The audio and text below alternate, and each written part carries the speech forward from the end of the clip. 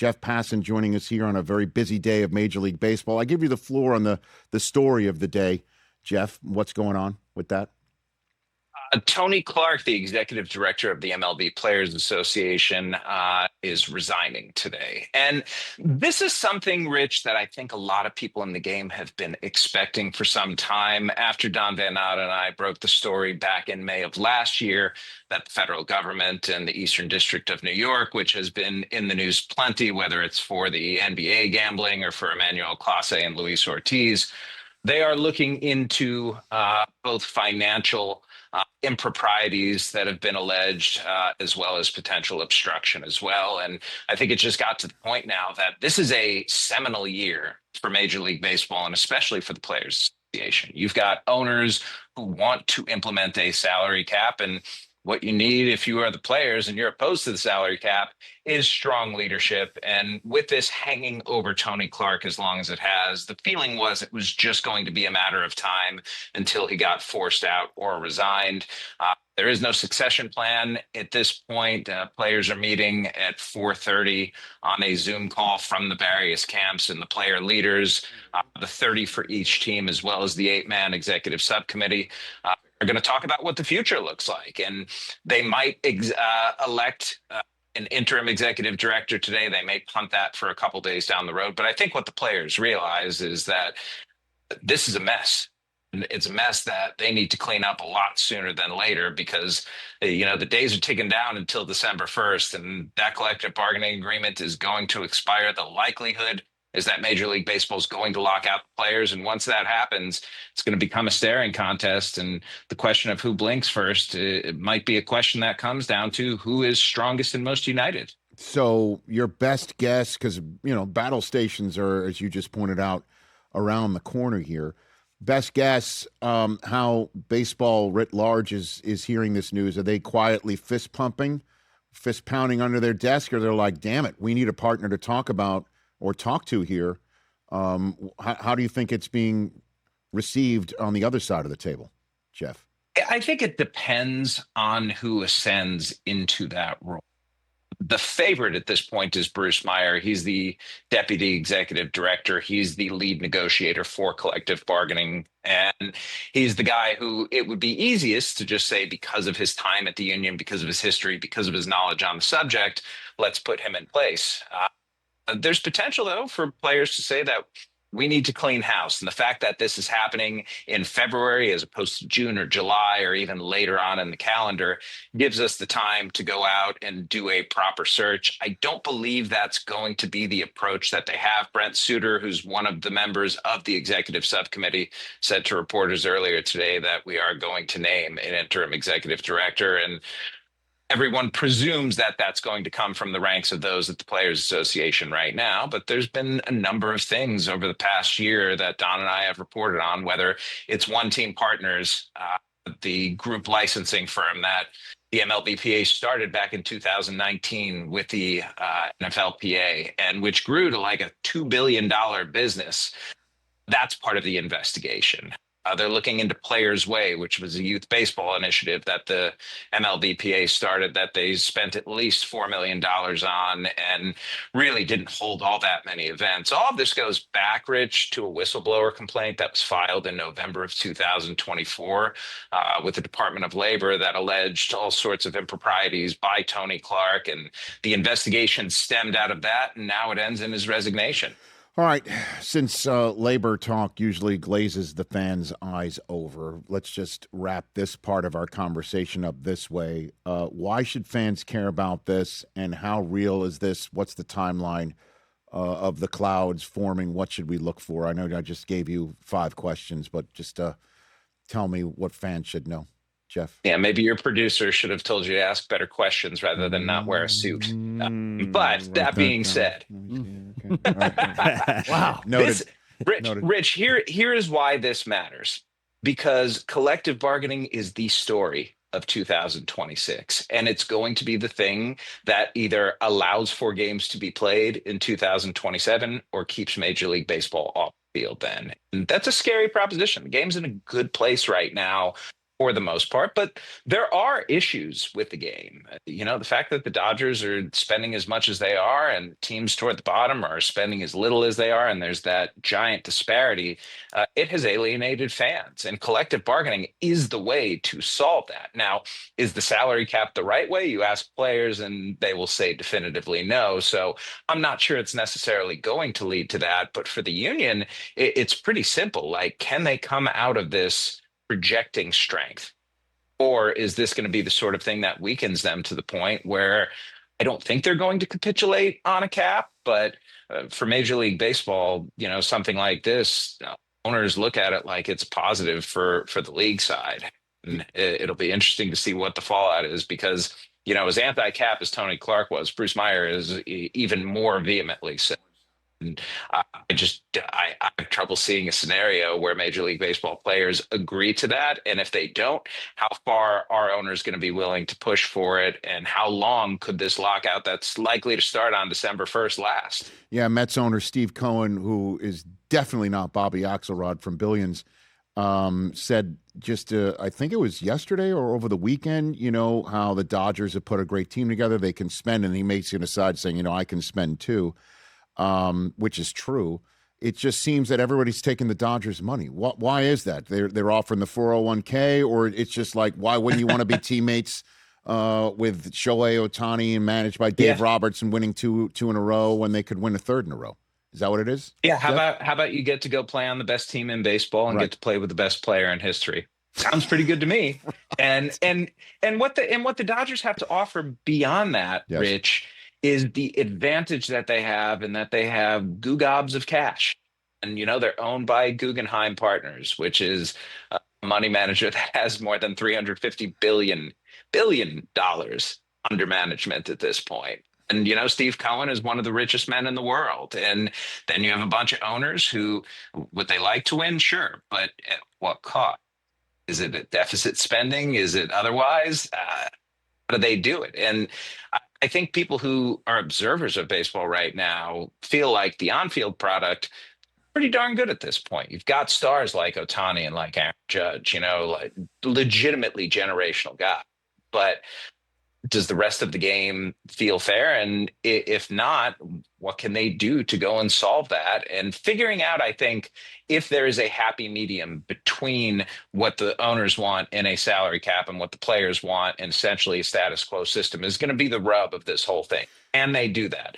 But they're going to be creative and open-minded enough people to go out and try and strike a deal rather than run this thing off the cliff. Have we seen all the movement preseason? Are we done with it? Or is there just going to be another team to screw it? The Dodgers get Kyle Tucker. We're just going to load up and we're going to make a trade and we're going to find somebody that's sitting on their current team that makes $1 gajillion and screw it. We're going to go on a luxury tax and we're going to go for it. Is there anything like that in the ether, Jeff? It could happen, but there's nothing really percolating at this point. There are a few free agents left out there, but all the big names, Lucas Giolito is the biggest now, and he's a very good pitcher, and he's going to do well in free agency. But beyond that, there's really not a whole lot.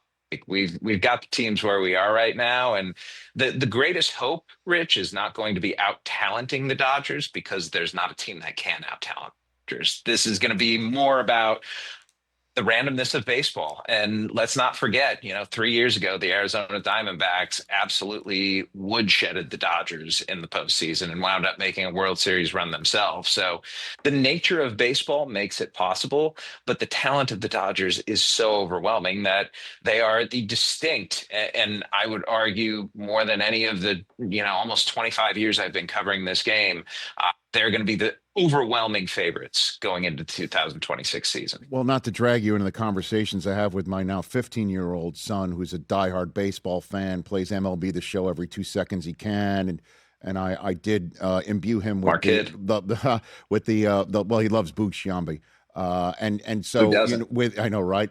I imbued him with a love of the pinstripes.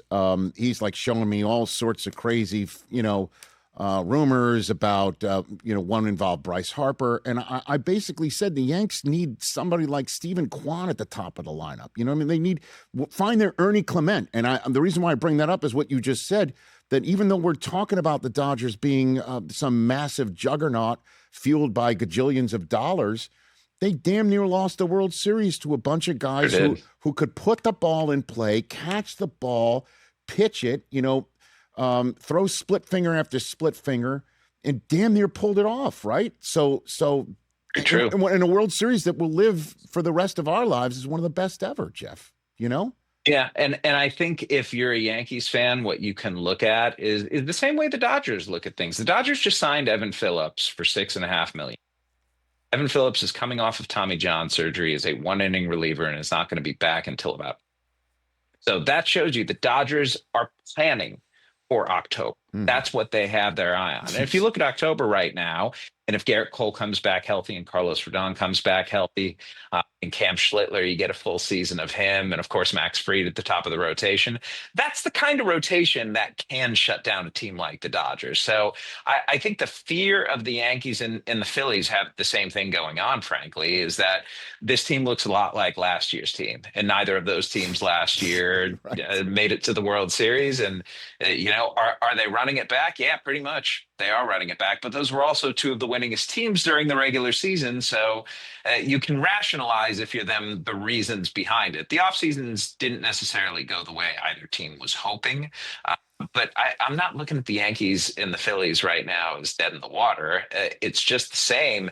And in sports, we've been conditioned to expect something a little bit different when what happened the year before didn't end with champion. Yeah, because the Dodgers do that every year. Right? I mean, they do. I mean, the Dodgers have won 2 in a row, and they went out and gave Kyle Tucker $240 million for 4 years, Heck yeah. and Edwin Diaz a 3-year, $69 million deal. So they added the best free agent in Major League Baseball this winter, and they added the best closer on the market, and probably one of the 3 best closers in the game right now. And when you factor in all those things, I think it's fair to ask the question of all the teams out there: do you want to win as much as the Dodgers? Like, is this important to you? And if so, how are you showing it? What are you doing to tell your fan base? And I think a lot of these organizations, and I get why they say we can't do this. We can't do it like the Dodgers. And they could. The rules are in place for them to do so. It would just take an enormous amount of spending to do so. And that's just something that team owners have not shown themselves willing to do. And yes, the Dodgers have enormous advantages, Rich, and so do the Mets. But those advantages are really made clear by the system that's in place right now. And that's ultimately what we're talking about today. What does the system look like? And how are there levers that can be pulled so that the Dodgers and the Mets don't separate themselves into a completely different stratosphere than where the rest of the teams in Major League Baseball are? All right, last one for you. ABS, which is, again, allowing players in Major League Baseball to challenge a ball and a strike using the Hawkeye system that we've seen for tennis and now for first down yard marks for the NFL. Is it true, Jeff, that this system is going to change the way we as fans watch a game with a strike zone box on the screen because baseball doesn't want a live game cast to be utilized in real time by a team, whether to challenge or not? Is that happening, Jeff? The sense that I've gotten is that there will be some changes to it. I believe that it's just going to be more that the graphic that comes off on the screen is not going to indicate whether it's in the supposed strike zone or the strike zone that's marked on TV. I think SNY, the Mets broadcaster, actually did it this way, where it was just a hollow circle in the area that showed where it was, but it didn't say that's a strike or that's a ball. The truth is, though, Rich, this is such a Major League Baseball response to what happened with the Houston Astros and the cheating scandal there. They want to be above board on absolutely everything that they can. And in this situation, it's pretty simple. Players are supposed to challenge within a second or two of that pitch being called.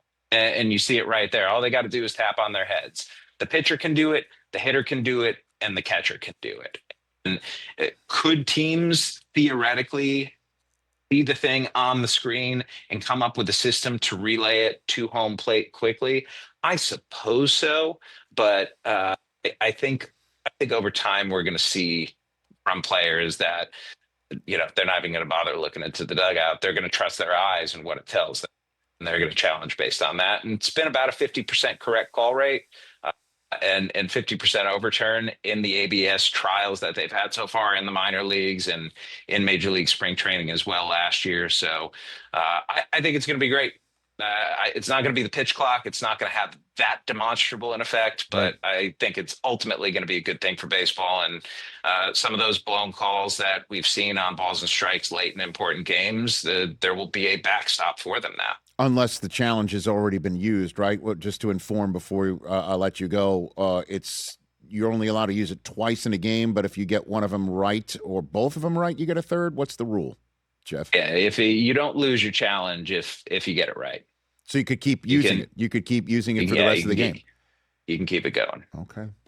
Jeff, thanks for the time, man. I appreciate it. Appreciate you joining me and us on a busy day. You're the best. You be well. You should wear a suit, Rich. Would look much more dapper than this. No, I understand that. I do that. I do that on NFL Network. It's. I refer to it as dressed down, Rich. DDR.